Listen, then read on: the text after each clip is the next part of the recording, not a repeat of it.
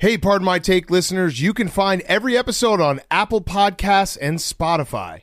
Prime members can listen ad-free on Amazon Music. On today's Pardon My Take, we have Christian Horner.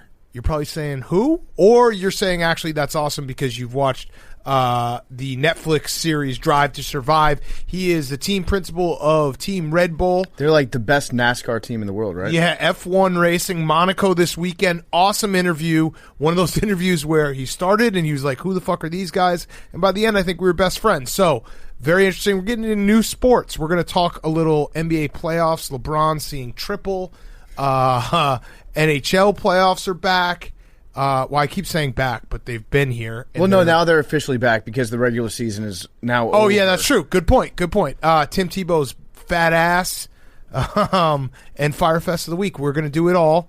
Before we do that, a quick word from our friends at New Amsterdam Vodka. New Amsterdam Vodka is the official vodka of Barstool Sports.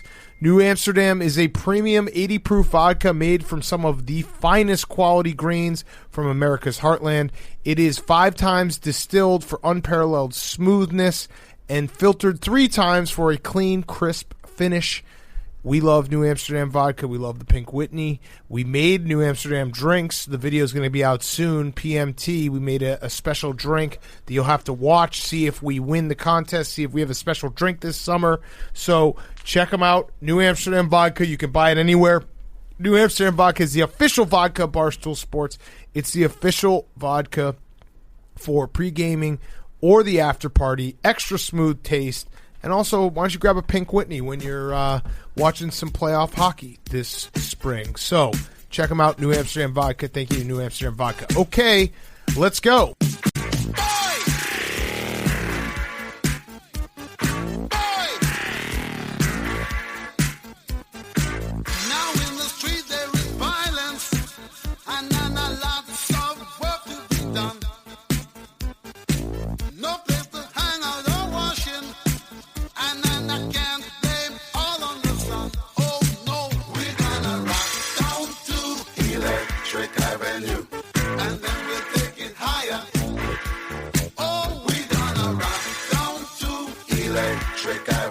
It's Pardon My Take, presented by Barstool Sports. Welcome to Pardon My Take, presented by New Amsterdam Vodka, the official vodka of Barstool Sports. Today is Friday, May 21st, and go team. You know, I actually don't think that the name of this podcast is Pardon My Take anymore. Oh, no. It's not. It's Martian My Jake. Oh, no. It is your guys' Jake show. Marsh podcast. I joined 2 years ago. You guys started this in 2016. I'm just a role player. No, it's your podcast. What we've seen. I'm helping on the side. Thank you for giving us permission to have it still be our podcast. Thank you, sir. This is it's a torch update with a podcast, and Jake is the alpha, and he just kind of cemented it. Well, I mean, we can go back and start with what happened today. Yeah. So for people who didn't see Stool Streams, Hank has created Frankenstein. He's created. Well, I think it's Dr. He is Dr. Frankenstein. Is that correct? Yeah, and Frankenstein was the monster. He's created a monster. So he created Stool Streams. It's fantastic. It's great. You see people in the office competing. You can win money on the Play Barstool app. No big deal. But unfortunately, it's gotten away from him because he keeps playing Jake Marsh in ping pong, and Jake Marsh is the most accidental alpha I have ever seen in my entire life. Today he did a Ty Lue, Allen Iverson step over of Hank trying to help him up like he was injured or something. But that's what makes Jake the true alpha, is because none of this is intentional. Yeah. It's all natural to him. Like lions I've reviewed the tape. Lions don't watch antelope run across the prairie and think to themselves, I have to prove that I'm a lion, so I'm going to go kill it and eat its butthole. They just do it because it's part of their nature. Well, Jake, in this analogy, Jake is a lion. He eats the antelope, and then he says to the antelope, "Good chase." Yeah, he's like, "Sorry, good chase, dude." I eat your heart out. He's choking it out. He's like, "I really hate to do this." Yeah, I didn't just a really good race that we had. Yeah, I didn't mean to catch you like that and rip you to shreds. You're really good. You're really fast. Yeah, if I wasn't going to eat your heart out right now, I would expect you to totally be getting up from this and running away. This would be. What? I mean. We won't spend too much time on it, but Hank, what is? Are you okay? Hank's down bad, down real bad. Are you okay? I don't know. I'm down pretty bad. The first one was bad, but it also, I think Hank in his head was like, this is great for stool streams. Right. That's just Jake's undercover psycho we never knew, and he was able to compartmentalize and move on. This one feels really bad because it's the second one, and again, the step over of another man's dead body. Mm-hmm. And it's also the fact that it's a visual. It's not a video that you have to watch. It's just a picture. And a picture's worse because you can Photoshop a picture. Correct. You can this doesn't. This is the perfect picture. It doesn't need any Photoshop. I saw He Who Shall Not Be Named made a pretty good Photoshop out of it. Oh. He had it in P. Oh, no. A little golden shower. What you're not seeing in that picture. He's doing... Yeah, he's Wait, peeing. Billy's photoshopping. I didn't see that. Oh my God! From the fucking what's crazy? Billy stopped drinking for 1 second, woke up from his drunken May, and was like, "Oh shit! I got to make this picture even worse for him." What's crazy is that Jake has effortlessly accomplished everything that Billy had set out to do, which is become the new alpha of the show and take all of our jobs. Jake didn't even try to do it, and he's accomplished. Are you? I'm What scared you're not of you. seeing I'm is legitimately scared of Jake. Well, Here's what I'll say. The only thing is that I'm going to say is that in the first one, I think it was just a genuine outburst of emotion. Yes. Wasn't really at me. It was just to the world. I'm the best in the office. I'm the best one here. It was Correct. just telling Fact it check. I'm True. I'm Yes, you're talking, right, Jake. And this one, I fell to the ground. I had played 2 matches. People aren't talking about that. I had to play 2 matches. Fell to the ground in You exhaustion. scheduled a match with PFT We're on the same room. I'm Jake. telling you, we're not okay. be We're loose. not okay. You don't need to scream. We are not okay. You don't need to scream. I fell to the ground. I was exhausted. Yes. Catching my breath. Jake came over, shook my hand, which was whatever. Walked away. Then was talking to the cameras, had this little smile on his face as he's walking back, does the Jordan shrug, and then steps over me. So it's, No, actually, No. I'm going to throw a flag. He did the Allen Iverson step over, then the Jordan shrug. Absolutely not. Celebrate Can I the step over. provide the truth to this story, please? Okay, well, real quick, I do want to say, Hank, in Jake's defense, there was a blog that just went up on the website, and the headline is great. Jake wrote this. The headline of this blog is "Sportsmanship, Not Disrespect." The real story of what happened after playing table tennis with Hank, in which he included all the necessary pictures and clips Again, explaining accidental alpha. and breaking featured it, mind down. you. Featured it. So I have no access to feature. Accidental alpha. Okay. Let me explain All right, my yes. side. Go ahead. What you don't see in the picture, because it's cut off, is me offering my arm out. Yeah, I think that's worse. I was trying to help him to up. pick him up off the ground. I mean, he wasn't dead. I was or just injured. trying to be a And good you're not sport. teammates. People who know me know that I try to be if positive. you don't I see try to be a people good after sport. the game finals, the Stanley Cup, you don't see teams picking players. They have that's the biggest ritual in the hockey playoffs. Handshake line. Yeah, No, but true. I'm saying Adam It's Morrison, beautiful. you didn't see UCLA players coming over to Adam Morrison picking him up off the ground they did. because when they shook hands It afterwards, sucks. they definitely did. we shook hands, Jake. We did you that. had already Yeah, shaken tried hands. to help you out, Hank. All right, well, I all right, wasn't- let's just. We have sports we got to talk I about. do but appreciate, though, that Jake included the scores of the 21-9 match and the 21-14 match in the recap. Yeah. I had forgotten the score. Also, it was the most obvious thing in the world that Jake was going to make a beeline over to Hank to shake his hand. Twice. No, I mean, out of God forbid I sportsmanship. show double sportsmanship. Oh, double sportsmanship. Who does wouldn't that cancel out your sportsmanship? No, it doubles it down. Oh, Double interesting. sportsmanship. Okay, I like but it. jokes aside, people know who No I one's am. joking. No. We have not joked Wait, once. We're yet to tell a joke on this episode. So I People looked. know me I as a went, good person. I went to thehealthy.com They and I looked up how to fix a broken relationship. 8 expert tips, where it goes through do you have a broken relationship? Signs of a broken relationship. You're not talking to one another. I was in this room with you guys for about 50 minutes, an hour. Very few words. were PFT uttered. texted me. He's like, "This is pretty tense." Yeah, And I was like, "I'm not coming in." One of you has shut down. I feel like Hank's on his phone right now. When we're trying to do a show. Just researching. Is your how relationship to kill a man and get away with it? Is your relationship worth saving? Is the next question. Oh, I good. think that's what you guys need to decide. Yeah, I don't know if it is. I don't know. I mean, they haven't said anything. And it looks like it isn't. Yeah, no, I mean, we got to make it to the... Again... You should fake a The pregnancy. other thing is that we're not talking about how it's still the regular season and it doesn't mean anything till the... There you The go. tournament did not exist Good spin until zone, I beat him Hank. 2 weeks ago to Hank, spin that. you haven't but- even lost. It does say you likely won't make it if your partner is physically abusive. So, I don't know. Jake is borderline. And Jake does keep saying, like, I'll change. I swear it'll never happen again. Right. And then it just doing happens. it. Triple sportsmanship me next time. Yeah. Yeah, the triple sportsmanship, just, like, punch him. Yeah. I would never do that. That's not who I am. No, I know. Mm-hmm. I'm sorry, sir. All right, let's talk about some sports. You guys are going to figure it out. We'll be fine. Jake, you're an alpha. Enjoy it. I mean, you're electric. You're an electric factory. Yeah. Am I sad that I've lost a friend in Hank forever? Yeah, a little bit.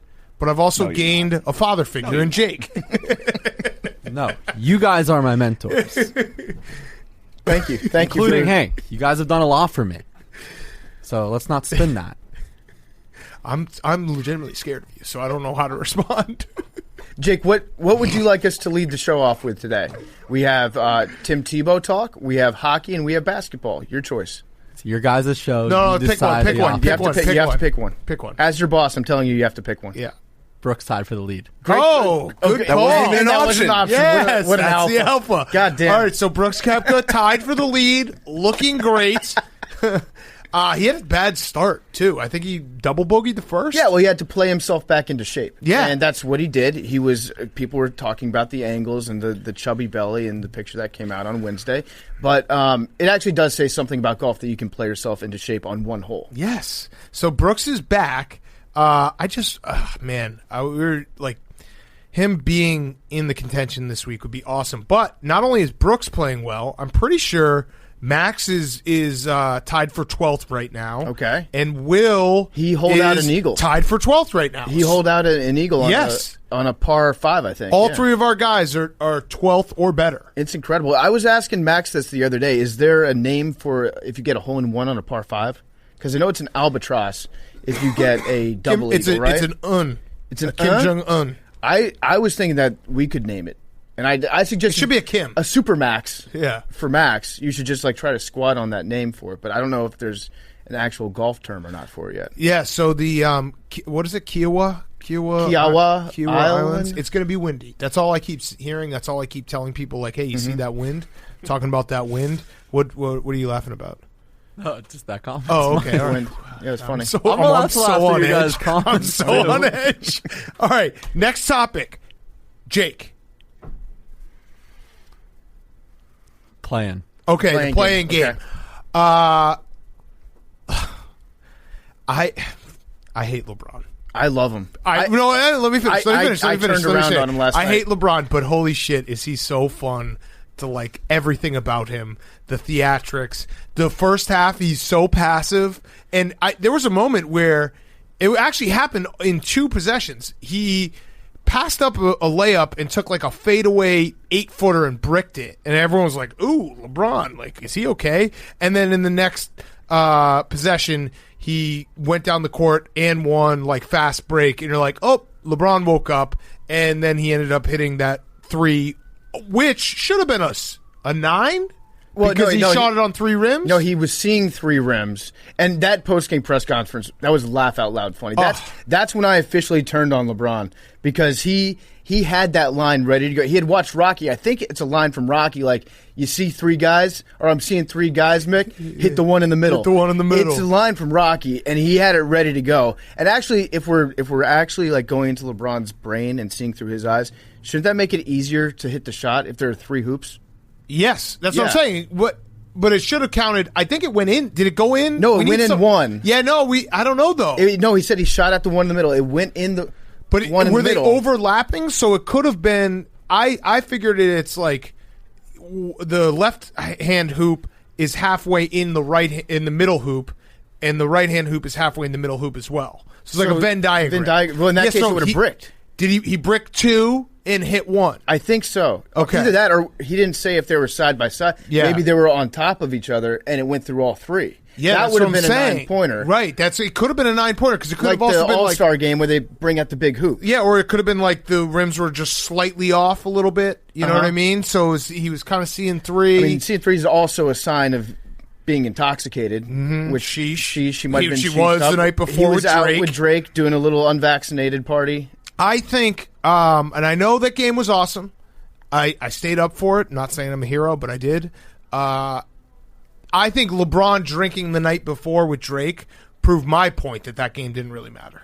Because, like, there's no way if that was a real playoff game, elimination game, he's going to be out drinking with Drake the night before. Well, what he's done is he's become the reverse Skip Bayless of himself because he builds in his excuses every time, too. So while Skip was saying if they don't win by at least 20, which they didn't, so technically the Warriors won, it would be a disappointment. LeBron saw that, and he's like, well, I'm going to go out with the most famous person in the world, have my picture taken, be like, oh, dang, I didn't think that they were going to get me out at the club with my guy Drake. Big caught me sipping. I was trying to have a low-key night with Drizzy, and they got me. And then he's got his excuse just in case they do lose. But the poke in the eye from Draymond, I would have loved it if he had come out wearing an eye patch, like a Mike Zimmer for that last shot. That would have been hilarious. So Draymond needs a little credit because he was awesome defensively. Draymond's 3-point shot is like a bad joke at a party. Like whenever he takes, like the Warriors can be rolling, and then he'll take his 3-point shot that looks like he's got a piano on his back, and it will just be record scratch. Like, ooh, he shouldn't have done that, but he has to keep taking because they leave him wide open, and he was great. Steph was obviously fantastic. Steph's so much fun. Steph also, if you saw afterwards, I think LeBron said I was seeing triple, and Steph was like, "Come on, dude, like get the fuck out of here." Like CJ McCollum online too. Yeah, aimed for the middle one. Yeah, aimed for that middle one. And then I think, unfortunately, the Lakers are going to repeat. You think so? They're going to have trouble with the Suns, I think.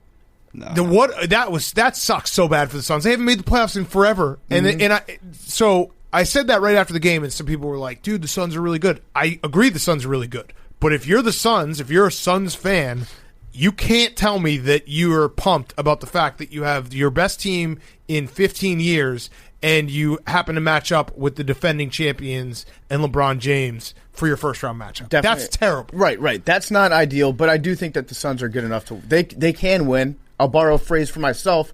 They could win this series. They need to get back in their team-building exercises. I think go with what worked for you in the bubble. Just get some thought. Get sucked off. Get the team suck going. Yeah, remember Jake's going to be number one. Or is he last? No, I think he's won won first. now. You got to go now. first. Yeah.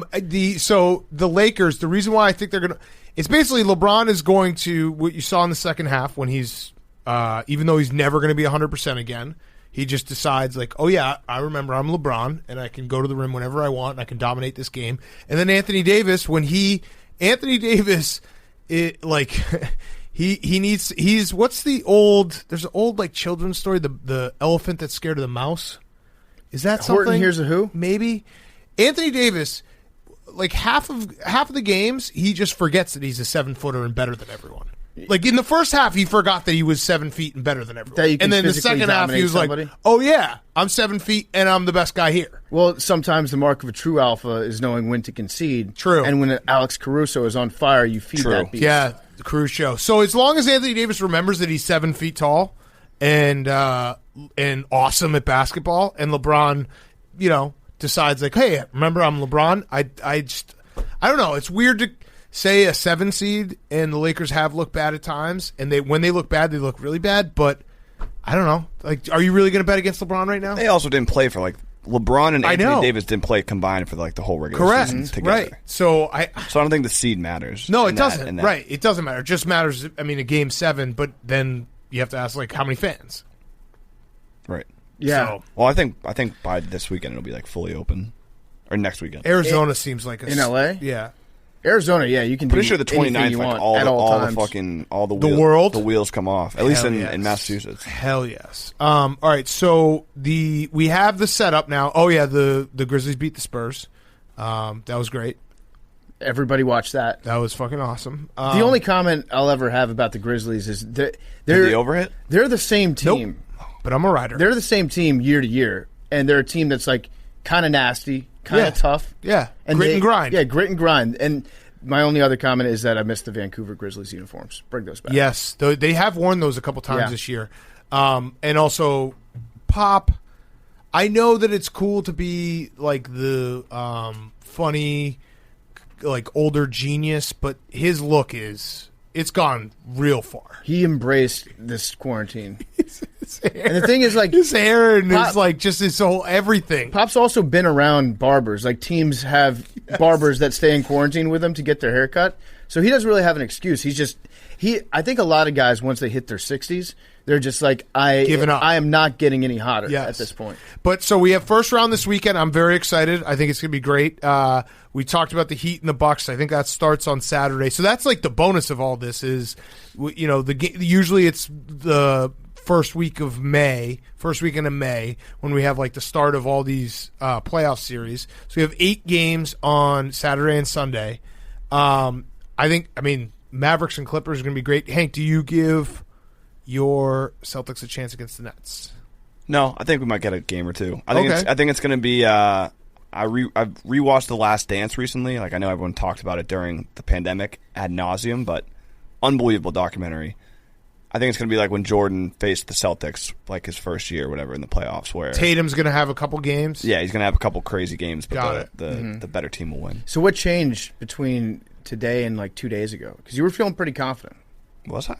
Nah. Oh, that was against the Sixers. It's been the same. You were saying that you could beat. We would beat the Sixers. I'll say that right now. If we were playing the Sixers, we'd beat them. But oh no! All right, can we get this off the TV? Yeah, they're replaying stool streams. I think we know. We were doing well. We were doing. This well. is you, though. What are you talking about? This is you me written all over. How is it me? I don't control this. Can we just turn that TV off?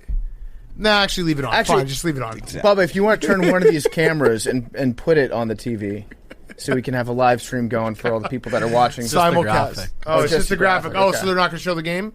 No. All right, good. So Sunday, we're going to just say the Wizards beat the Pacers. Sure. I don't know. The Pacers won by like 30 points in their Okay, we'll say the Pacers beat the Wizards. Yeah, that sounds better. All right, so the Sixers and the Pacers. I'm very excited for the Suns-Lakers. That's 3:30 on Sunday, which, it's going to be great. A lot of sports all weekend. Anything else in NBA before we ask Jake where we can go to next? I'm good on NBA.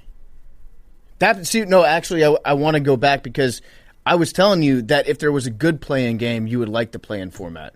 And last night we had a good play-in game. Yeah, it was, but I stand by the fact that I don't need to see a 33-39 team play an extra game to see if they get in the playoffs. Right, but if all it gave us was the Lakers playing the Warriors. They should have retired and after LeBron that. James hitting the legendary eye shot. Yes. I just think that do 8-9. I'm cool with 8-9. LeBron James. The 7-10 thing is stupid. LeBron. 8-9 sudden death. One game. Yes, exactly. 8-9 sudden death, one game. In the bubble, yes, right? Yes, exactly. I mean, this is a very atypical year because you have the defending champs being the 7 seed. How many times do 7 and 8 seeds win in the NBA playoffs? Very rarely. Has LeBron put up an Instagram post about that shot yet? To his former self? Yeah, he definitely. He's like, I was seeing in the future, my eyes were so screwed up past LeBron. He thinks that was his Willis Reed moment. Yes. He might actually come out and lay an egg in this series because that one shot was so emotionally draining. Yes, that's true.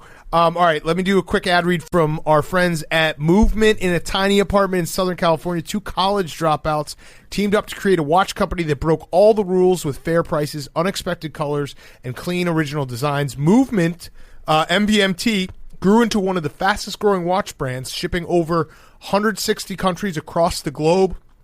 You got to check out these watches. They are great watches. They won't break the bank, so they look like they're $400, $500 watches. You can get a Movement watch for $100. That is looking great, and everyone's complimenting it. It is a price point that no one else can beat out there. So check them out. They are beautiful watch, shipped right to your door for free. And if you don't love it, you can ship it right back for free. They also have blue light glasses. So if you spend your day in front of the TV or computer, you need a pair of the Movement Everscroll blue light filtering glasses. They are a game changer. It really helps with eye strain and poor sleeping patterns. and the modern style of the frames make you look good, makes you look smarter. Oh, also, if you're a diver or you're a swimmer, you can go up to 100 meters deep into the water with your movement watch. That's not even a brag. That's just a fact. I frequently go up to 90 meters deep, so it's good to know that my watch will handle that. Yeah, that's sick. So if you want to elevate your look with style that doesn't break the bank, then join the movement, MVMT, and get 15% off today with free shipping and free returns by going to mvmt.com/pardon. Again, that's mvmt.com/pardon. Jake, next topic. Let's go with the Mayor's Bet update. A great double overtime game yesterday. Okay, Hank, this is good for you. This is great, actually. This is good, Hank. Hey, congratulations on a big overtime win. I'll be the bigger man and congratulate you immediately. Not to be a downer, but there was a big stream at the office last night. I just didn't get invited to it. Oh. Yeah, it was mostly for, like, big content names. Right. On the stream. Jake, were you there? Jake, were you there? I was not. Were you invited, though? I was not. But yeah, it was a good game. I watched it at home by myself, and I was happy the Bruins won. I just hope that at this point the Bruins and Caps go 7 games and every game goes to overtime. I can't do it. Also, Ovi's falling apart. Ovi's falling apart at the seams. Did you see? So after it was over, Samsonov had a great game for the most part, except for the very end. Ovi screamed at him after that last goal. I looked up what the translation was. According to the lip readers online, of which there are many, he told Samsonov, "Don't sleep tonight, bitch." Oh. So I don't know if Ovi's going to kill him. He might be dead. Yeah. One of Putin's guys might have come into the room last night. That's a tough one to say to a teammate. Don't sleep, bitch. Am I crazy? I always remembered the pronunciation being Samsonov. That's a different, yeah. Oh, okay, it is a different person? Different completely? person. Because every time they say it, I'm like, yeah. Was there a mandate where all of a sudden the announcers have to really like enunciate the Samsonov? It's a different guy, but right. yeah, I can see how that would be confusing to a casual. I actually do think that the best way to turn the series around right now, because like 2 overtime losses in a row, it's not the same as just 2 regular, 3-period losses where you lose by a goal. Right. It's emotionally draining. You have to come out, and I think Tom Wilson has to get into a fight. Mm-hmm. I think he has to try to fight Marchand. Well, let me ask you this: must win or can't lose? It's a can't lose. Yeah, I thought about that. I thought about it, and what's really starting to make me upset is I have to start mentally preparing myself for this might be Ovi's last season because he's a free agent, and you have to eat Olive Garden until you puke. Yeah, I did say I would stop using That's Cap if the Caps came back and won. Oh. So that's on the line. So I'm a Caps fan officially now. On the line. I figure that's a good way to get people around me. I will stop using That's Cap. I will effective Game 7 or Game 6 whenever we win this thing. I will stop using That's Cap for the rest of my life. I will never say those words again. Okay. That's my solemn promise to you. Other series, Avalanche are awesome. I love their uniforms, too. I think they were wearing, like, throwback uniforms last night. They look sick. And speaking of uniforms, the Oilers, they wore the worst uniforms that they have, and you can't do that in the playoffs. You can't bring out your worst sweater. Which ones were they wearing in the barn? They were wearing the black ones with like the orange silhouette. Yeah, I don't like it. You can't do that. Especially when you have one of the best regular uniforms ever. Right. Blues and orange. It's Blue and playoffs. Orange is a great color combination. It's the playoffs. Except for the Mets. We're gonna have Biz on Sunday night, so we will do some in-depth hockey talk. We promise. So did you hear what Patrick Sharp said on the broadcast? I'm hot. And I have 3 rings. He's like, I've got great hair. I've got a lot of championships. Big Cat's taking a picture of me right now at home, probably. And he mentioned the fact that you can just jam the goal with a bunch of players. And I asked Ryan Whitney and Biz Nasty about that. These are 2 scholars, and they both said that they are not aware of a rule that would prevent an entire team from playing the stack and just laying on each other's backs and blocking the goal. So there it is. Figure it out, people. Do that. Park the bus. All right, next topic, Jake. No hitters are happening every day. Oh, too many. My God. Should we I'm so play a game sick of them. You know who's going to throw tonight's no hitter? It's just like... I think there'll be 2 tonight. Yeah, probably. There are a lot of day games. So the fact that the Yankees haven't had 5 night games. It actually bums me out because the Cubs had for a long time. It was like one of the only records the Cubs had. Well, that and having the longest drought, like World Series drought, but they had the longest time period of not being no hit. Cole Hamels no hit him. I think it was like 2014, 15 maybe. And it would have been an awesome record to have right now. Because it was like 25, 30 years or something. In today's game, it would be like, holy shit. That would be the cool the new no-hitter to be like, we haven't been no-hit. Right. I actually think that throwing no-hitters have gotten, it's like chuggy now. Yeah. It's like kind of overdone. It's lame. Oh, Hank's shaking his head. You don't think it's chuggy, Hank? Just everything you say, but What, everything I say is chuggy? Yeah, I work for Barstool it's like Sports. Draymond Green shooting a three. You know, it doesn't look natural. Yeah, It's chuggy. It's chuggy AF. It's honestly, it's cringe. Want to hit this, cousin? No, it's big yikes. Big yikes. Big oof. I don't know about that one, Chief, when guys are throwing no-hitters out there. I don't know. What is it? What was the old one that you made me say like 2 years ago? I don't know about that.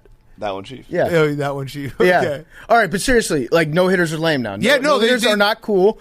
And Guys strike out too much. Guys don't fucking hit for contact. They're trying to hit home runs. I actually think it's ban the shift. It's gotten selfish to the point where like your defense isn't getting the reps in, so fielding percentages are down. Yeah. The seams are bigger. They added an extra seam on the baseball this year. Yeah, all right, anyone can throw. Here's what they should do: is they should not count no hitters where if you get any outs with the shift. Yeah. That shouldn't that's part of the problem. Mm-hmm. It's ban the shift. I wonder if Tony La Russa would ever get mad at a pitcher in any circumstance Tony La for Russa- throwing a no-hitter. Tony La Russa getting mad at What's his perfect his own players and then defending the other team for throwing at him.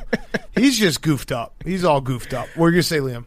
I saw it's on pace to be the lowest batting average of all time this year. It's the shift. So they it's the have to do fact. the balls, it's launch too. angles. It's balls. It's everything.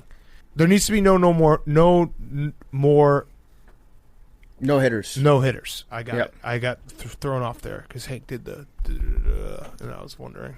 No one's going to hear that. So you just They're going to not hear this. they won't hear that now. Well, the one you just did. Yeah, me doing it. Yeah. What about So that? so they hear this. All right, next topic, Jake. All right, I got one more notable one. We got our first, I like this actually. Uh-huh. He's like our little reality. Keeps it moving. we got our first look at Tim Ochocinco Tebow. Oh, I like that he's name. looking chonk. Also, He is. so Big boy. Fullback. most people saw that and was like, "Hey, that's a fat ass." Tim Tebow's kind of fat. I saw it and I was like, "How dare you, Tim Tebow, taking Blake Bortles' number?" 85? No, I thought he took 5. No, Ochocinco. Oh, No, he took no. 85. No, he was just Yeah, so big that you could Oh only shit! I didn't see the 8. you could only Wrapped see the around. 5 on his back. The 8 was on his side. Fuck. What I took from it I was is- wrong. Big wrong. I think Tim Tebow is kind Oh, of yeah. a Trojan horse deal. I think he might end up playing quarterback. Because if you saw the handshake that he put on the other guy, that is a quarterback's handshake. He put his hand out to introduce himself as they're walking away. They shook hands. He jerked the guy's hand a little bit. Alphaed him. Jake knows about that. The old Trump one where you put him off balance just for a second. And then as the guy got a little off balance, Timmy patted him on the back and gave him like reassurance. It was like the entire encapsulation of how to become a natural alpha in about 0.5 seconds. Flawlessly I executed. know about that. Tim Tebow. I've seen it. Tim Tebow, I think, is going to. If I were Trevor Lawrence, I would sleep very cautiously at night. Yes, you know Urban loves him. He loves himself some Tebow. We have one last topic. Let's talk before we get to Christian Horner. So, if you have not watched Drive to Survive on Netflix, I just binged it. I think PTU just started it as well. I saw 2 eps. It's fucking awesome. And I think we're going to dip our toe into a little F1 content. Not go crazy, but we're going to do it a little. It's foreshadowing, but I think I agree with the end of the interview. We have to go and be there in person and In really Monaco. feel Monaco. it, and then we Monaco. can talk about it going forward. Yes. I think. It took because Otherwise, we'll just come across as fraud. Yeah, that's we true. got to That's get so there, true. and So you got to true. go to the Mecca, which is Monaco, Monaco, right? yeah. There have been a couple times this week when we've been talking about this interview and the scheduling of it, and I've just tossed out there like we should probably go to Monaco. Monaco, yeah. And if Next year, Monaco. If anybody had said like even kind of as a joke, yes, let's go, it no longer would have been a joke to me, and I would have been like, yeah, we're doing it. Let's buy a plane ticket. Yeah. I would like to go to We need a Monaco. yacht. Yeah. Next year in 2022, they're doing a track right outside Hard Rock Stadium in Miami. You guys can come stay at my place. Sure thing, Yes, sir. absolutely. Yeah. Yeah. And if you need us Absolutely. to like do any gardening for you, Yeah, can we use the toilet? if Or you- no, we'll just. My there's mom probably- will cook for you. we'll do any Okay, chores yes. you Anything want. you need us to do. Uh-huh.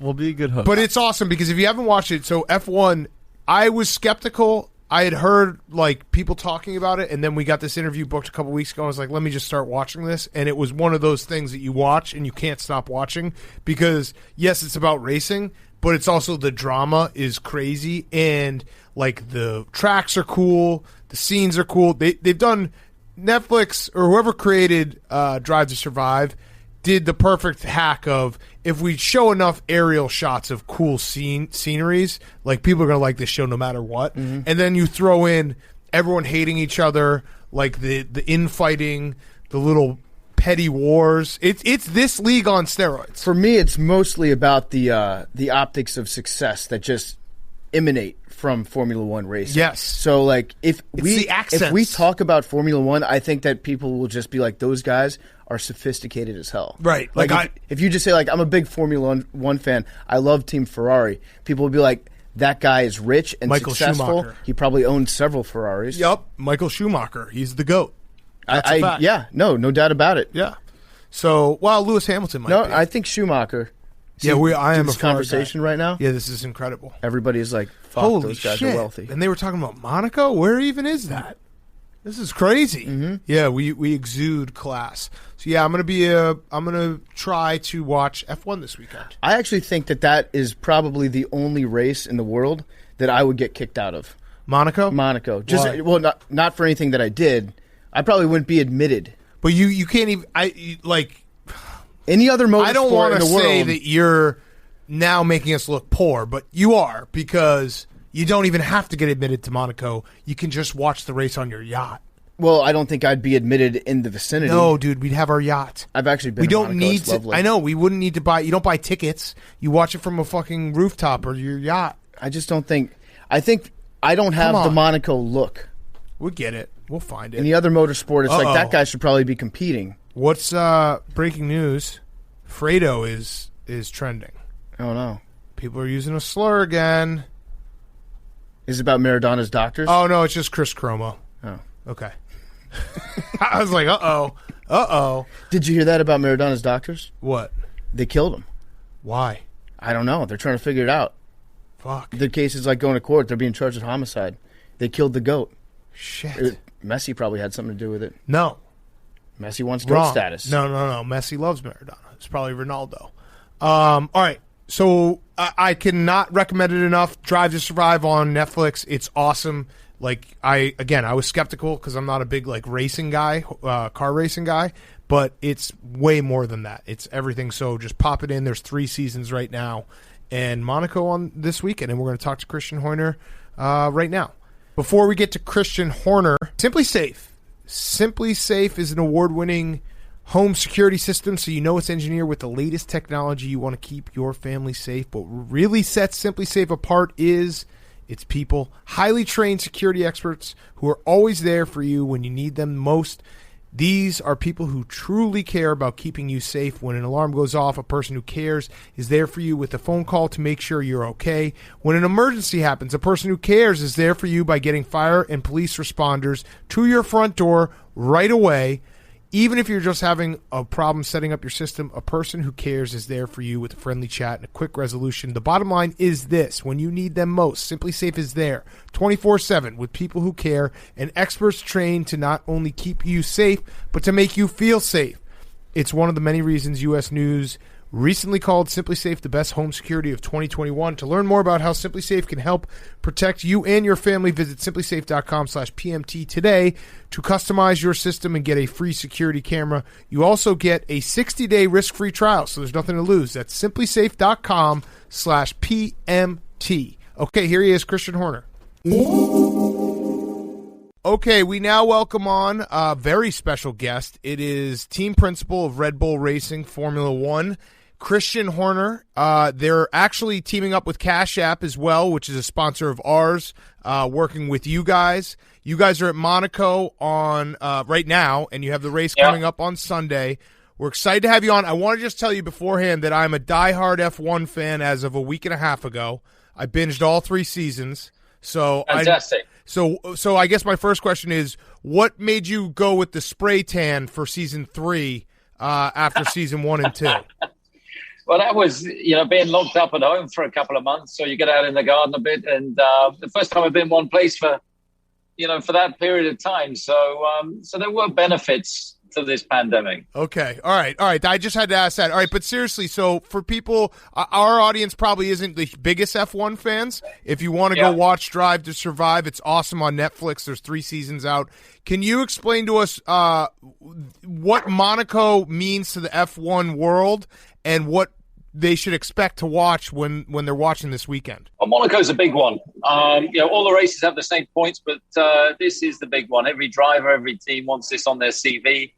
It's over 70 years old, this race. The track's largely unchanged. It's an insane circuit. There's no overtaking here, so qualifying is everything. But you're racing through a tunnel. You're running around the harbour. You're going through where the market would be, past the casino. So it's an iconic race. And when people think Formula One, 90% of them will also think Monaco. And I'm a diehard Formula One fan in the last 2 days. So I've seen a couple of the episodes. I've followed along a little bit. I know that you have, in your last couple races, finished in second place. I saw that you were saying that you expected a good result this weekend. In American media, what we like to do is we like to make people guarantee victories, and then that gives us a lot of headlines and generates buzz for us. So would you like to guarantee a victory this weekend at Monaco? No, I'm not going to get, we're very British, so we're very reserved. We don't talk about guaranteeing anything. So no, we'll totally understate it. We'll put all the pressure on Lewis Hamilton and try and beat him on Sunday afternoon. But look, it's really tight between the guys at the front. Between Lewis and Max, there's nothing been much between them the first 4 races. This race, the driver makes a difference. And it's going to be about getting the qualifying right, because then you can weave like hell and keep the guy behind for 70 laps. All right, so I'm actually very curious about this. The driver versus the car. Lewis Hamilton is the GOAT. Whenever we're discussing sports in America, we like to do the GOAT. Max Verstappen's going to be world champion. That's what everyone says. I believe it as well. How much of it is the driver and how much of it is the car? Like, if you put Max or Lewis in a bottom-tier car, would they be on the podium, or is it impossible? No, they wouldn't be on the podium. It's impossible. But, the car is a big influence. It's probably about a third if you split it up between car, chassis, engine, and driver. So, that's probably about the split. Okay, that actually helps a lot, because I'm watching these episodes and I'm wondering, obviously the financial part of the sport is interesting, because if you spend more money, you have more resources, you have a bigger team. But the fine details on the car, are those things that you're thinking of in the off season, and you're just hoping it works when you get into testing and you get into the season? No, look, we don't make things up as we go along. We do a huge amount of simulation. We do a massive amount in the virtual world. We pretty much live in the Matrix. So when we turn up at a track, the driver's tested the updates, he's tested the car, the engine, everything. And the reality versus the virtual world is getting so close now in that simulation that that's how we develop these cars. Yeah. Can you remember when you were growing up? I know you grew up in a motorsports family. Do you remember when you fell in love with going fast? Yeah. A long time ago. We had at the house I lived at in the countryside, there was a hill outside, at the back of the garden. And there was a road, and it was about, we used to make like a soapbox to go down the hill there. And of course, it had no brakes or anything like that. And it was all about who could go the quickest. I was probably about 8, 9. That's where I fell in love with speed. Evel Knievel was a big factor in my life as well. Ooh, Evel Knievel and the Fall Guy. He was a big influence on my younger careers. So the influence was you love to go fast, and then you also weren't afraid of crashing from time to time. No, absolutely. You want to jump things. You want a hot girl next to you in the pickup truck. Dukes of Hazzard, they were a big influence on me as well. 18. Yeah, absolutely. All those classics. Yeah. So the sport is so fascinating to me, and like I said, I've been a diehard fan for a week and a half now. when we're talking about American sports and you talk about teams and teammates, you obviously are expecting teammates to work together. This sport's obviously a little different, that the teammates are competing against each other. Is there, how do you like, as basically the head coach of this whole system, how do you get them to work together, but also know that at the end of the day, they're really racing each other? I think there's a big difference between American sport and European sport, because in America, you say teammates, they genuinely like each other. They give each other the ball. They'll play with each other. They work for each other. Call a teammate in Europe, they fucking hate each other. Because it's the one guy that's gonna kill his career. Right. So they play team, but the reality is they both want to beat each other. And so my job is to try and keep them both pointing in the right direction and score as many points for the team as they can. And is there ever a time where you will say, like either mid race or before the race, hey, look, you have to take one for the team here. You have to help, Max get to the podium. You have to we're not expecting you to win this race. We want you to help him win this race. Is there any element of that? There will be, because, at some point you've got to pick your best chance of success. So, Max is probably the most likely guy to obviously win their championship for us. And we've got a great driver in Sergio Perez. And obviously at some stage his role will be to say, right, okay, we got to help Max win this. Yeah. But we're nowhere near that stage. We're only 4 races in and focused on giving both drivers the best chance that we can. It's usually the last sort of 25% of the championship that will happen. Mm-hmm. How have things changed in the sport given the popularity of the Netflix series? Because I imagine that it's been exposed to a massive audience that might not have ever heard of you guys before. Have you noticed like different fans out at the race, more fans in general? We've noticed a massive change since Netflix came along. I mean, I'm very popular with the older generation now, so all the older viewers that seem to have been attracted to myself. But it's fantastic that we're reaching this whole new audience, and that Netflix is putting Formula One in front of people that wouldn't have naturally watched Formula One, and then they want to find out what's going on, what happened. This is a soap opera. And so they have to tune in and watch the sport, and then, they get more and more engaged. So for us, it's fantastic. We have a growing audience in the US that's going crazy. We're bringing in a lot of US sponsors like Cash App, like Oracle, and ExxonMobil, AT&T, some great brands. And, that's all because of the popularity that's growing, and Netflix is a big part of that. Yeah, I mean, I'm a test case for that. I had no idea what F1 was, and then I watched it. You'd have never heard of me before. No.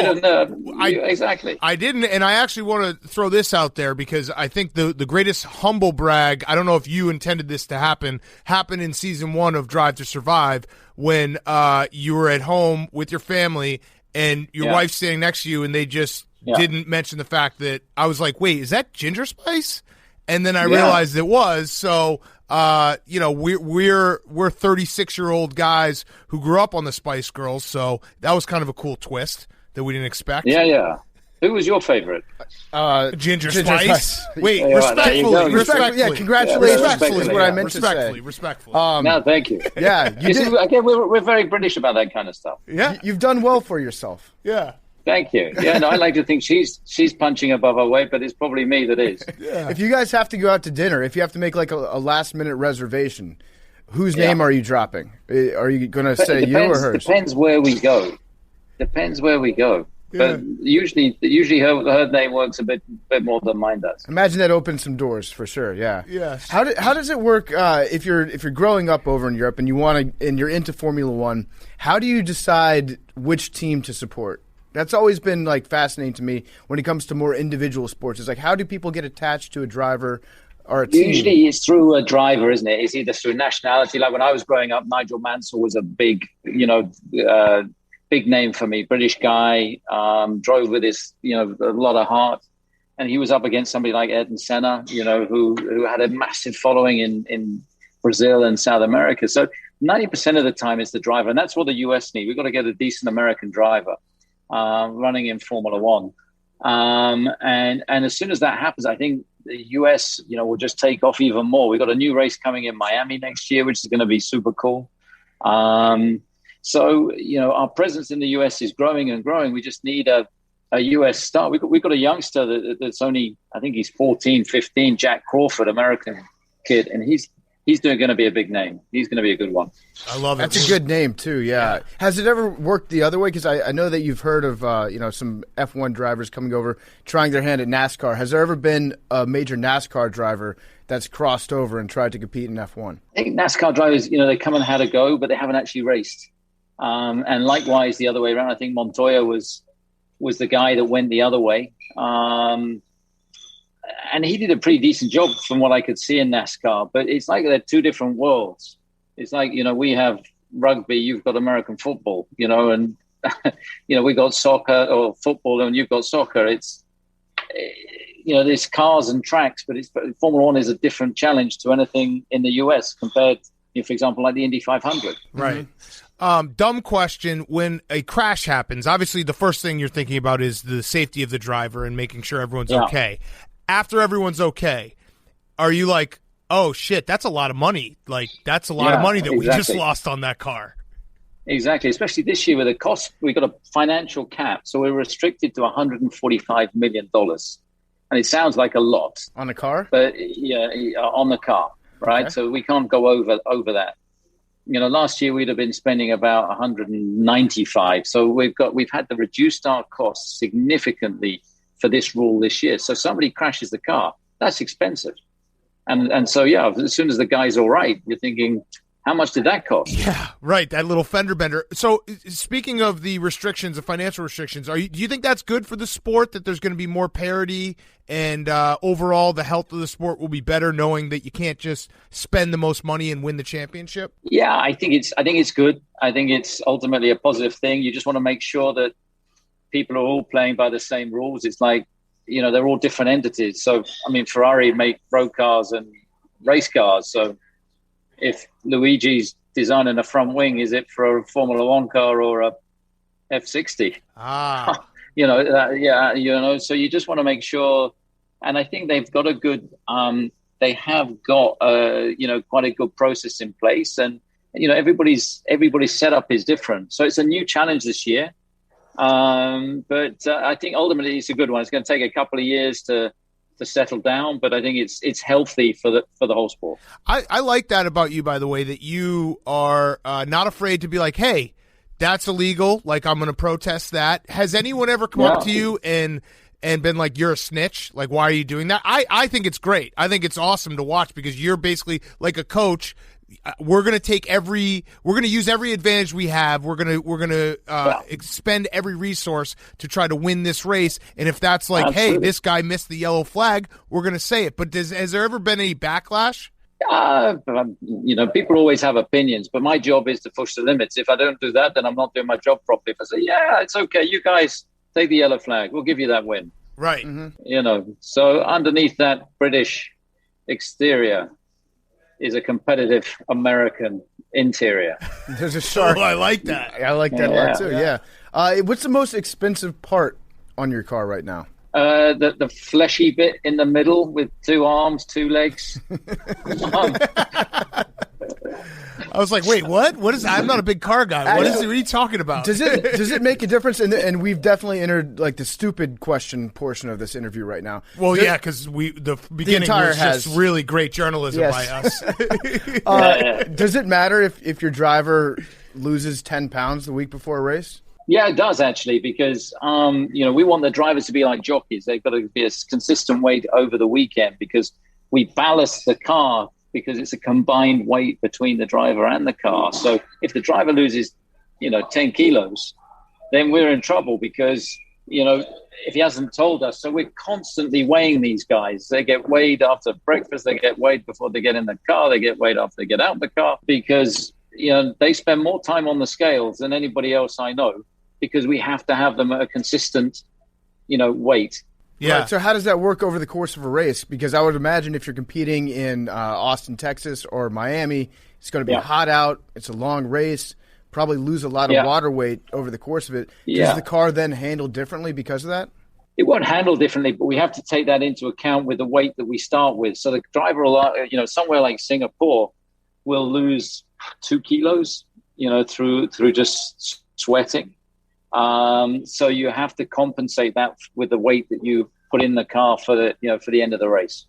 So since we're an American sports podcast, this probably won't get picked up, but internationally. But who do you hate the most on the circuit? Who do I hate the most in Formula One? Yeah. With this, you can just say whatever because no one will ever write up a story. Nobody will ever hear this, will they? We're very small. No. Look, I love everybody. Yeah, I love everybody. I don't have any enemies in Formula One. Do you though? The guys on the other teams. Do you have any relationship off camera, or maybe go out to dinner at the end of the season, or is it true like, hey, this is a rivalry. I want to beat you, and I'm not gonna be friendly with you no matter what. Look, it's not. We're not playing chess with each other. I mean, it's a rivalry, and. I am a great believer that you can't fake things. It's real. So I won't be spending Christmas with Toto Wolff. That's for sure. Yeah. What about Toto? Because I know that you've had a little back and forth with him recently. You hired away a bunch of his top guys, right? And he's upset that you're spending money. Do you feel bad for paying his people more than he was going to pay them? Not at all. Not at all. He's a cheap guy. He should have paid them more in the first place. They'd have never left. That's a fair point. What's the size difference between like a Red Bull Racing team and one of the lower teams, like in terms of just general staff? I think we're on the bigger end, obviously. I mean, we're one of the bigger teams. I mean, compared to a Mercedes, they're bigger. They're probably the biggest team, followed by ourselves. Mercedes over 1,000 people just on the chassis. We're probably about 800, 850. Wow. I think Ferrari are quite similar. Wow. That's a lot of people. And when was the last time you got the itch to just say, fuck it, I'm going to drive? Probably about 25 years ago. Yeah? No, look, I started my life as a driver. That's how I started. And I quickly recognized that my talent was not behind the wheel. But it was a great education for me. I love driving the cars. I drove here in Monaco. I drove in the category just below Formula One. And it was a great education.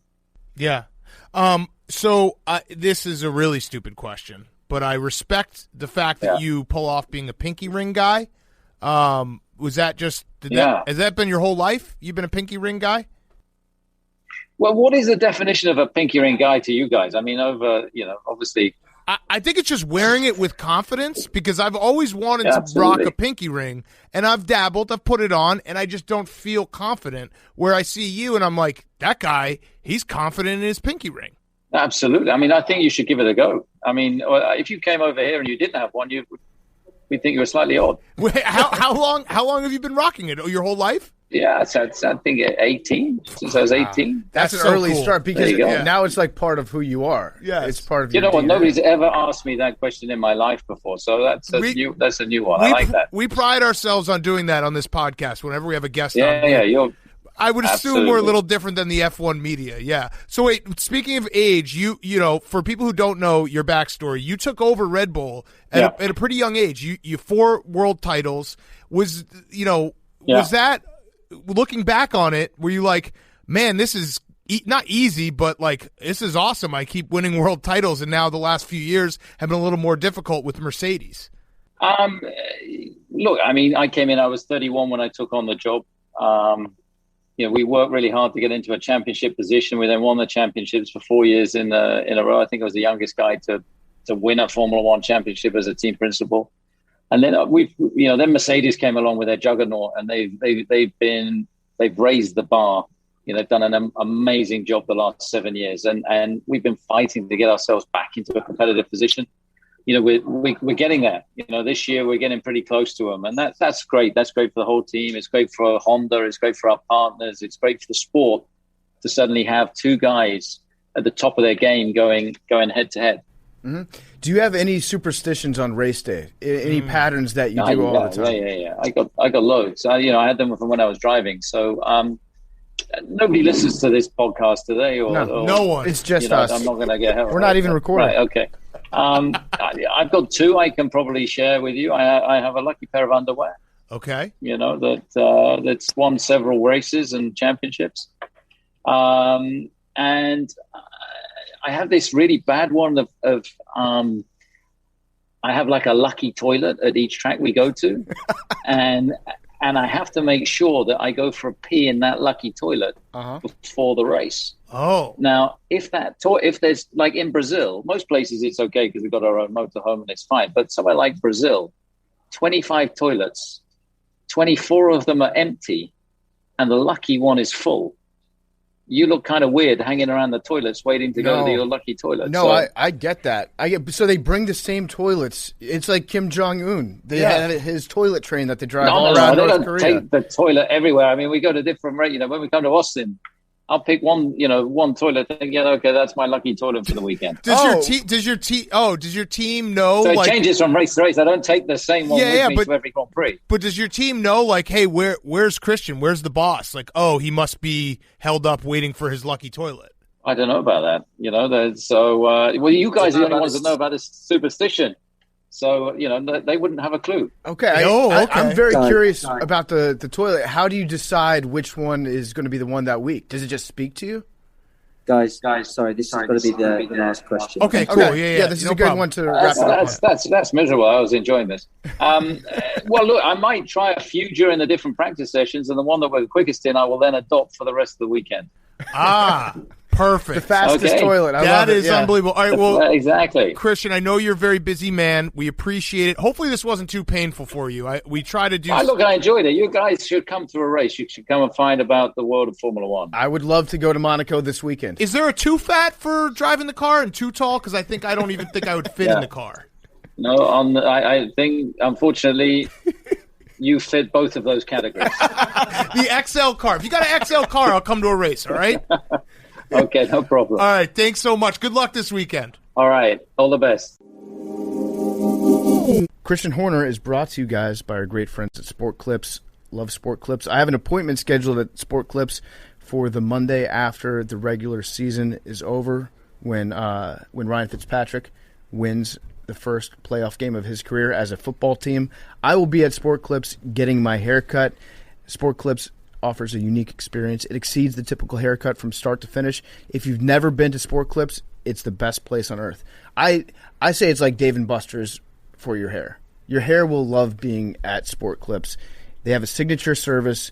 It's called the MVP Haircut Experience. It is the best. It's so much more than a haircut. You get a legendary hot steam towel on your face. You get a massaging shampoo. It makes you melt into your seat. It is the ultimate in relaxation. I cannot recommend the MVP haircut experience enough. It is the best way, plain and simple, to get your haircut. When you go to Sport Clips versus a place that also cuts women's hair, you get stylists who are specifically trained to cut guys' hair. Sport Clips are experts in understanding facial shape and hair texture and cutting to a guy's best advantage. We love Sport Clips, and they have 1,800 locations nationwide, so Sport Clips is definitely closer than you think. And your experience is even better with on-deck text alerts. You get less wait time, more prime time. You get a 15-minute heads up when it's time to head in. Then you get another text when you're next in line. Sport Clips gives you more ways to save time so that you can enjoy your prime time. Text message opt-in is required. Message and data fees may apply. Visit a Sport Clips near you for a haircut that exceeds the typical experience from start to finish. Now we got Fyre Fest of the Week coming up. Fyre Fest of the Week is brought to you by 3Chi. 3Chi is the industry leader in Delta-8 THC products. It was very tense in this room earlier today. Fortunately, I had some 3Chi. I dosed the guys' water bottles with it. Everybody's hunky-dory. Everyone's happy. Hank and Jake are on the verge of hugging each other to death and just relationship totally mended. That's what I'll say. Mm-hmm. It's all thanks to 3Chi. It's available online at 3Chi. That's the number 3chi.com and at retailers around the country. 3Chi is Delta-8 THC. So it's a functional alternative to marijuana. It definitely gets you buzzed. It's psychoactive. I love it. Please use it responsibly. You have to be 21 to purchase. Go to 3Chi. That's the number 3chi.com. Shop for Delta-8 vapes, gummies, tinctures, and oils that can be used to make homemade edibles. And use promo code PARDON at checkout. Get 5% off your order. 5% off your order at 3chi.com with promo code PARDON. Okay, Fyre Fest of the Week. Let's end the week strong, boys. Again, we got Biz Nasty on the show on Monday. Get excited for that. Hank. I mean, we talked about Do you have anything to be upset about? Hank, you also won a match today. Oh! Wait. I'm trying to It's help him just out. so much worse. Every time he tries to help him, He can't help it. it gets so much worse. And he just alphaed me, too. Yeah, he did. Because Hank beat you. It's okay. I swept Hank last time. I wanted Hank to have some confidence going into his match against Jake. Yeah. No, but yeah, I'm just down really bad. Not getting invited to live streams. The live streams that I put on, just getting dominated in. This kid, Brendan McGrath, though, he just DM'd me that he was 1 point away, again, from winning $500 today. So Oh, wow. I'll dedicate my Firefest to him. That's We tough. followed a winner, which is great for the. If you had show. played just like a Right. little bit better, he would have got that money. I know. One more point. That's tough. Is that it? Yeah, that's it. Okay. My Firefest of the week. I'm sorry, Hank. Should we just have all of our Firefest? Should we just donate them all to Hank for Yeah, this week? I'm sorry, Hank. Because I think what I'm about to say just like pales in comparison to what Hank is going through right now. Yeah. It's like showing up to a funeral with a stubbed toe and being like, "Oh, Yeah. my pinky toe hurts," I didn't do anything, but I'm just sorry. for your losses. Well, you put the broadcast. I in did the not. studio. I did not. Come on, please. I wish I You guys tweeted it. Couldn't have been. I mean, I don't think the broadcast. I don't even think the moment was over before PFT tweeted it. I was sitting in the booth just He going, screen please, recorded someone his- get that for my personal use right now. His disgusting ass computer tweeted a video, like a screen recording, like an ancient. Sorry, Is your Hank. computer Alien. disgusting? It's got some dust on it, sure. I mean, who's doesn't? It's used. I use my computer. I work on it. Sorry, Hank. You're good. I did you a favor because I didn't want people harassing you, asking you when the show was going to come out tonight, because that's something that I know really gets under your skin.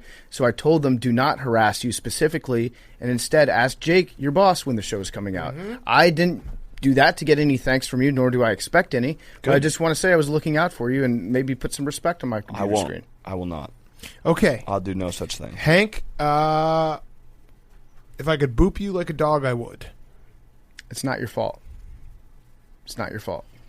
I could use it. I could really use it right now. Boop. Yeah. Jake, Boop him. No. Jake, boop him. Yeah, Hank just said that he could Give use him a a boop. quick boop. Just a quick Just boop. a quick boop. Fist bump. Oh, it's so bad. It's so bad. He gave me a finger that's better than what he gave me in there when I was trying to help him up. All right. Progress. Is PFT, what's yours?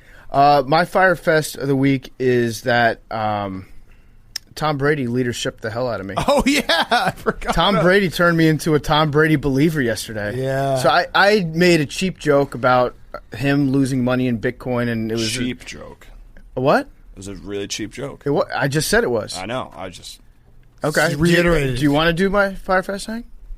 It was. Do you want me to? Yeah, No, yeah, yeah, sure. okay, all right. So I Tom made Brady a really, cheat really, me. really bad joke. I did. Per usual. I did. Oh, wow. Hank, you're not allowed to say that. I thought you wanted me to do your Firefest. No, you're not allowed to say that because Tom Brady is the only one who's allowed to judge my jokes anymore.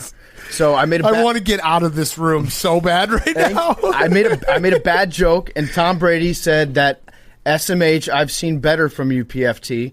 Over here, we just buy the dip. And at first, I was like a little offended by it, but then I was like, wait a second, Tom Brady just said that he's seen better from me, so he expects more out of me. And then I started to expect more out of myself because Tom Brady, the legend, sees more in me than I do in myself. Right. And I realized I am basically Julian Edelman right now. Yeah. Like he just leadership the hell out of me. He got you. He and got you going. Now Tom Brady is my leader. Correct.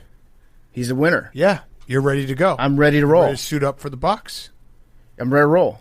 Ready to roll. Ready to roll. Sorry, Hank. You're good. Sorry that you're Good feeling. Firefest. Sorry that you're lashing out at me. Not and at I'm all. sorry that Tom Brady's I'm- never interacted with you on Twitter, even though you went to jail for him. That's not true. I think he thanks us every year. He did a few days ago on the anniversary.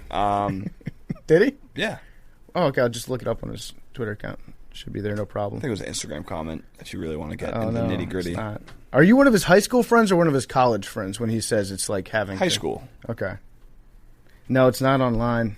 I think you're family. Who knows? All right, my Firefest is pretty simple. I realized this week because it's nice, it's getting warmer. I'm starting to get. Oh, that's the other thing. I'm fat. I'm skinny and I'm fat. yeah. So riddle me that. What? Riddle Yeah, me you're that. How are you skinny fat? I don't think you're fat. Oh Let me no, see it. it's. Let me see your stomach. I'll show you offline. We have to like Hank. You need to get a room that like blocks all of our cell phones, so no one can take pictures and no one can send anything, and we'll do it there. Well, Hank's lashing out at people online.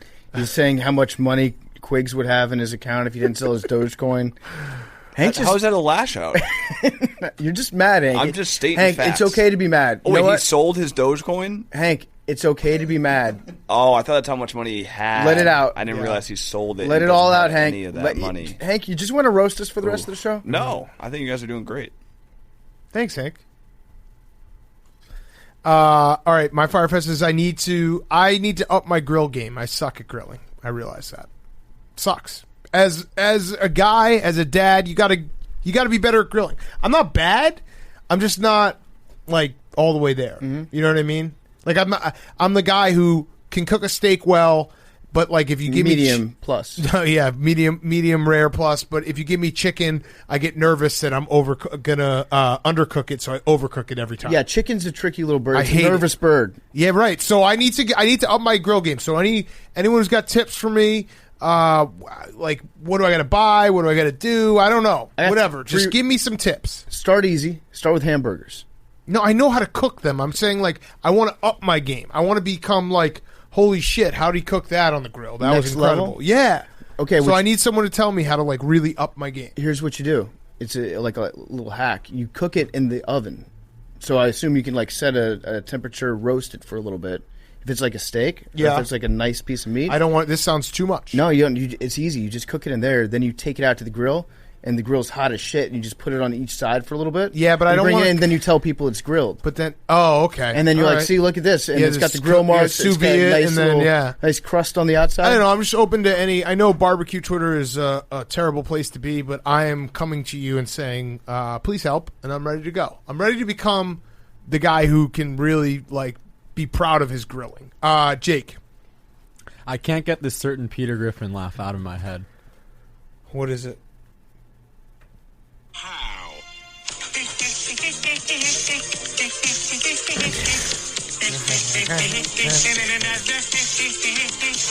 Oh, God, sorry. That's been stuck in my head. I've been humming it all week. So your Firefest is that you're too happy. Yeah, that's when something's stuck in your head. Yeah.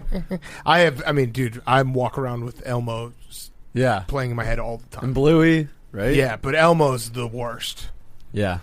So, yeah. Okay, that sounds like a pretty good week.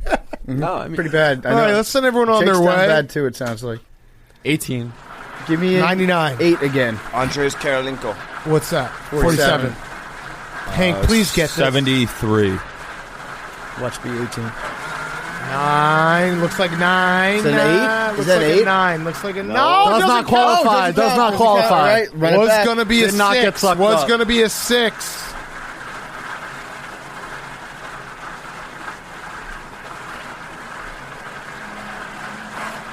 $46. 46. A one-off. Hank, oh, no. Come on. Just like in That's Play not Barstool right. app today. That's not right. That's your extra Where you point. want That That's would have not won him right. $500. That's not right. 46 first timer. Oh. Do you want You an said animal 47, Hank? Animal / journalism or no? The Yeah, worst please. part is that I have been doing in order, just counting up. You And forgot. I don't know if I did 46 or 45 last time. Oh, man. Animal or journalism? Let's do animal. Let Hank pick. Hank, animal or journalism? Let's just end the show. Okay, I'll we'll see save you it for on Monday. Monday. Yeah. Love you guys. I've heard enough of Jake today.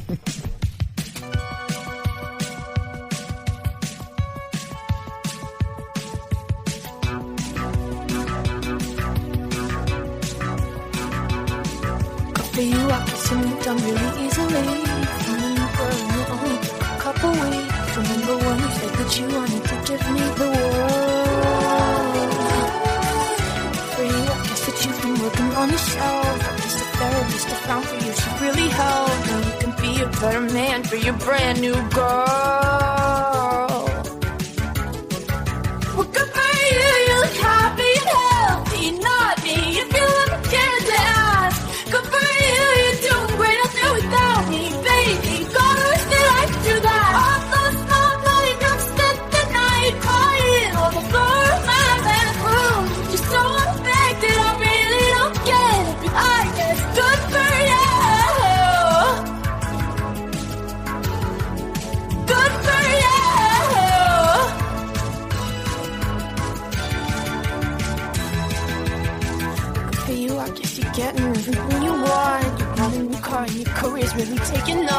like you never even happened, baby. What the fuck is up with that? And Capri, it's like you never even met me. Remember when you swore to God I was the only person who ever got you? Well, screw that, screw you. You will never have to hurt the way you know that I do. Well, good for you, you look happy, healthy, not me. If you look scared to ask, good for you, you're doing great out there without me, baby. Gotta wish that I could do that.